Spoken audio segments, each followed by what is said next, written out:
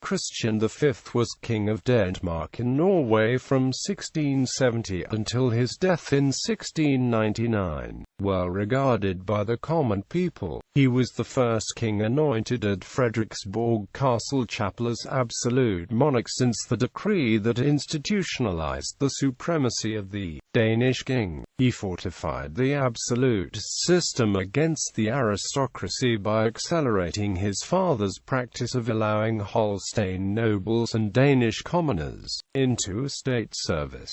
As king, he wanted to show his power as absolute monarch through architecture, and dreamed of a Danish Versailles. He was the first to use the 1671 throne chair of Denmark, partly made for this purpose.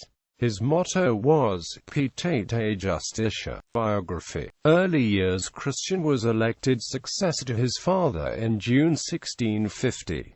This was not a free choice, but de facto automatic hereditary succession. Escorted by his chamberlain Christopher Parsberg, Christian went on a long trip abroad, to Holland, England, France, and home through Germany. On this trip, he saw absolutism in its most splendid achievement at the young Louis XIV's court, and heard about the theory of the divine right of kings. He returned to Denmark in August 1663.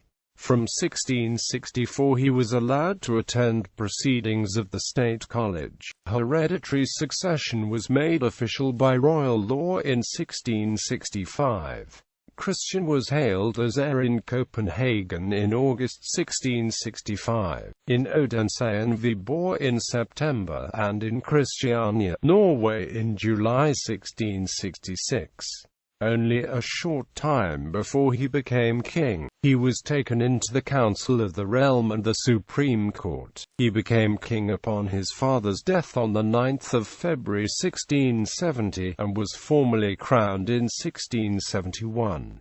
He was the first hereditary king of Denmark, and in honor of this, Denmark acquired costly new crown jewels and a magnificent new ceremonial sword. Reign. It is generally argued that Christian V's personal courage and affability made him popular among the common people, but his image was marred by his unsuccessful attempt to regain Scania for Denmark in the Scanian War. The war exhausted Denmark's economic resources without securing any gains. Part of Christian's appeal to the common people may be explained by the fact that he allowed Danish commoners into state service, but his attempts to curtail the influence of the nobility also meant continuing his father's drive toward absolutism. To accommodate non-aristocrats into state service, he created the new noble ranks of count and baron. One of the commoners elevated in this way by the king was Peder Schumacher, named Count Griffenfeld by Christian V in 1670 and High Councillor of Denmark in 1674. Griffenfeld, a skilled statesman, better understood the precarious situation Denmark placed itself by attacking Sweden at a time when the country was allied with France, the major European power of the era. As Griffenfeld predicted, Sweden's stronger ally France was the party that dictated the peace with Denmark's ally Holland, and in spite of Danish victory at sea in the battles against Sweden in 1675 to 1679 during the Scanian War, Danish hopes for border changes on the Scandinavian peninsula between the two countries were dashed. The results of the war efforts proved politically and financially unremunerative for Denmark.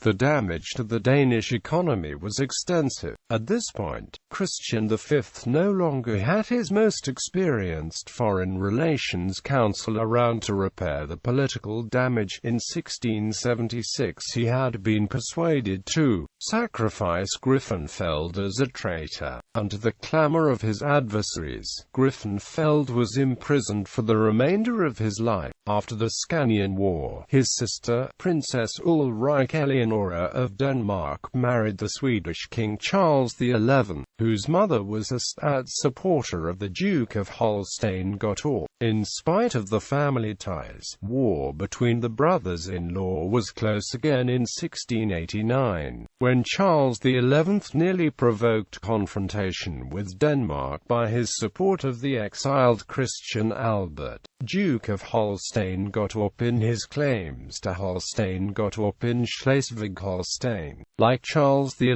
of Sweden, who had never been outside Sweden, Christian V spoke only German and Danish and was therefore often considered poorly educated due to his inability to communicate with visiting foreign diplomats. Christian V was also often considered dependent on his counselors by contemporary sources. The Danish monarch did nothing to dispel this notion. In his memoirs, he listed hunting, love-making, war and maritime affairs as his main interests in life. Christian V introduced Danske Lov in 1683, the first law code for all of Denmark. It was succeeded by the similar Norske Lov of 1687. He also introduced the Land Register of 1688, which attempted to work out the land value of the United Monarchy in order to create a more just taxation. During his reign, science witnessed a golden age due to the work of the astronomer Ole Roma. In spite of the king's personal lack of scientific knowledge and interest, he died from the after-effects of a hunting accident and was interred in Roskilde Cathedral. Family. Christian V had 8 children by his wife and 6 by his maitress Antita, Sophie Amalia Moth, whom he took up with when she was 16. Sophie was the daughter of his former tutor Paul Moth. Christian publicly introduced Sophie into court in 1672, a move which insulted his wife, and made her Countess of Samsa on the 31st of December 1677. Legitimate children by his queen Charlotte Amalia, illegitimate children by his mistress Sophie Amalia Moth, Countess of Samsa. Titles, styles and arms. 1670 to 1699. His Majesty the King, by the grace of God, King of Denmark and Norway, the Wends and the Goths, Duke of Schleswig-Holstein, Stormarn and Dithmarschen, Count of Oldenburg and Delmenhorst. Ancestry.